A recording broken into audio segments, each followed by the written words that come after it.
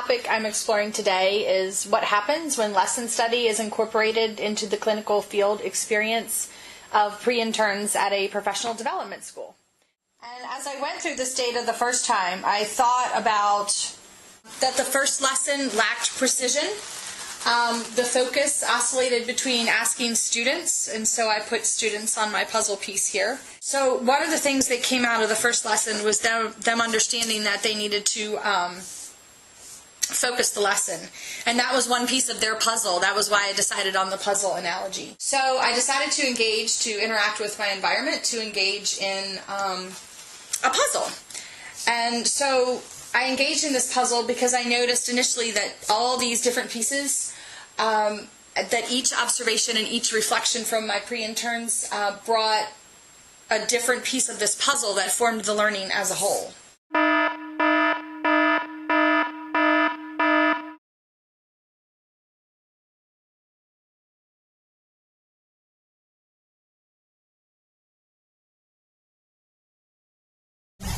Just biking alone on the brick, and I'm about to do a handstand and put my back up against the wall, upside down. I am getting ready to perform data analysis while walking my dog.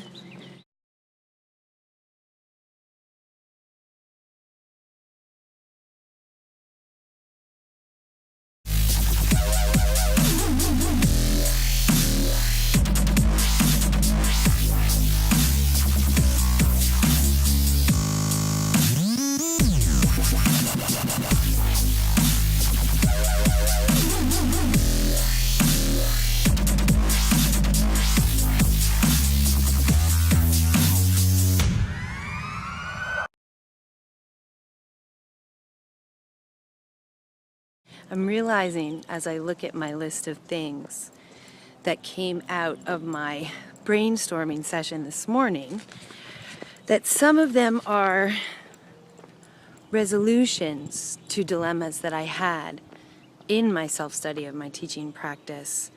They're not exactly dilemmas themselves. So part of what I'm processing this morning is trying to discern what is a dilemma and what is a resolution to a dilemma. So if I reduce my authority while maintaining a facilitative presence in the classroom, is that a dilemma? How do I reduce my authority? Or is that actually a resolution to another problem, which is how do I get students to share their ideas in a critical dialogue? How do I say it? How do I get my students to share their ideas while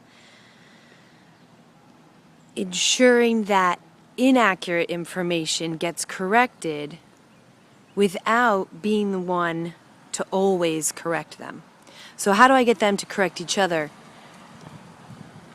How do I do this? Maybe this isn't a resolution. Maybe this actually is a dilemma. How do I reduce my authority while maintaining a facilitative presence in the classroom? How do I do that? I don't know, Cooper, how do I do that?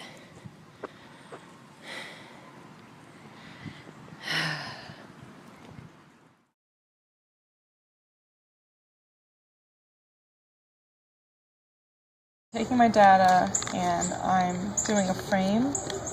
My data is talking about framework issues, so the thing that comes to my mind is kind of framing my data, giving myself a closer look at a little piece of it instead of the full paragraph.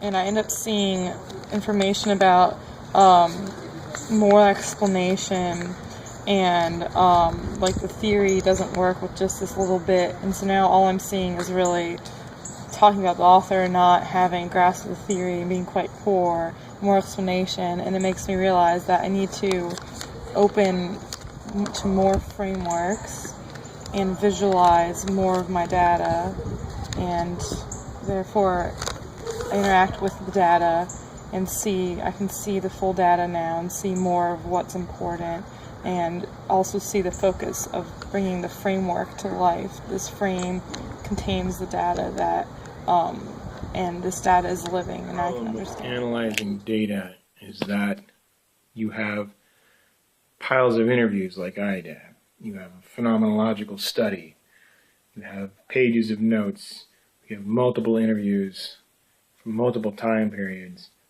and you think you know what that person looks like or what they are as in relation to your research and the questions that you're asking, which means if it was a house, it would look like this.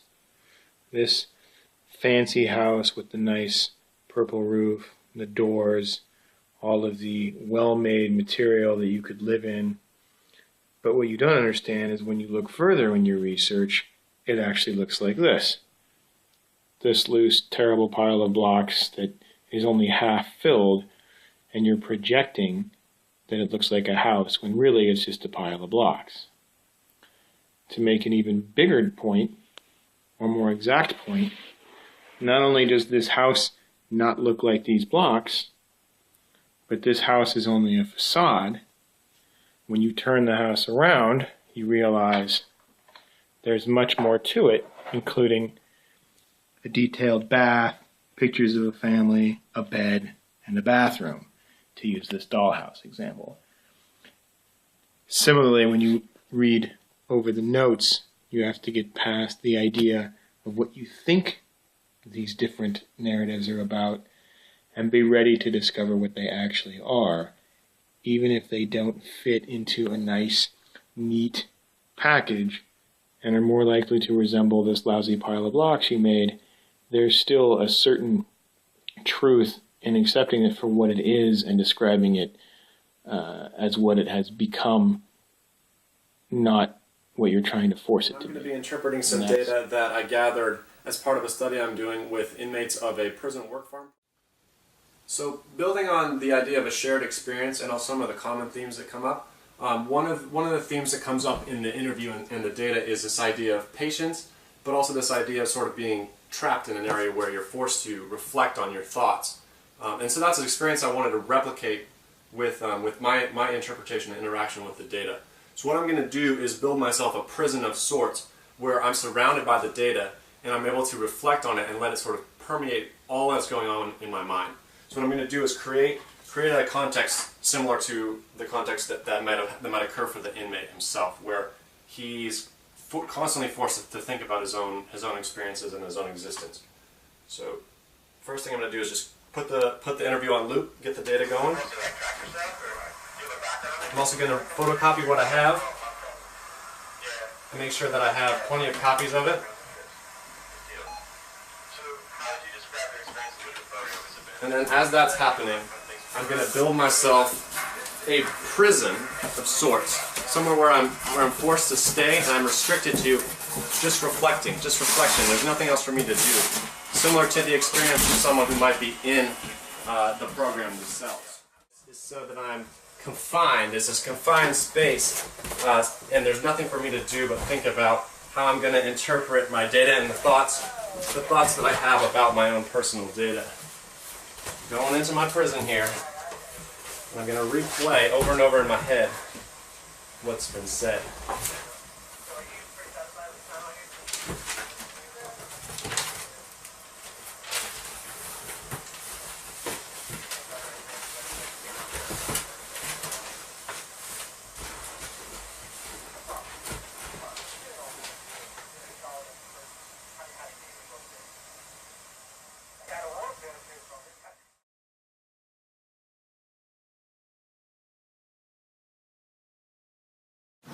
So far, this is my interaction with my data. Right now, I think that I'm just going to read some more and try to be inspired of something creative to do with it, but right now I feel kind of trapped in a box. Nala, how much do you love the data? Go get it.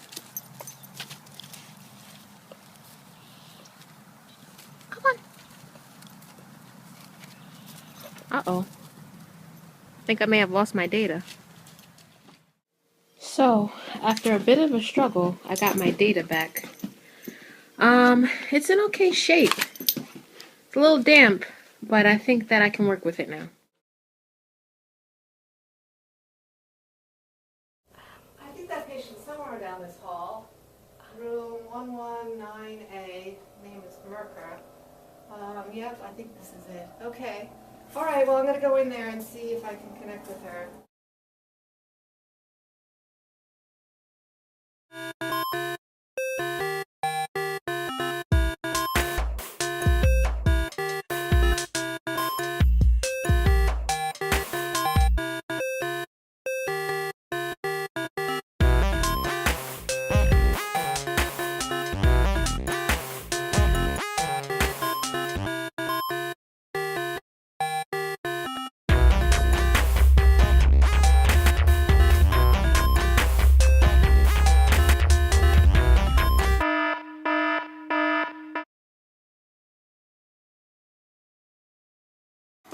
Okay, well, I guess I'll just come in.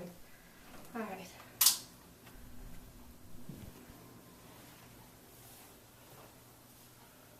Hi, my name's Jean.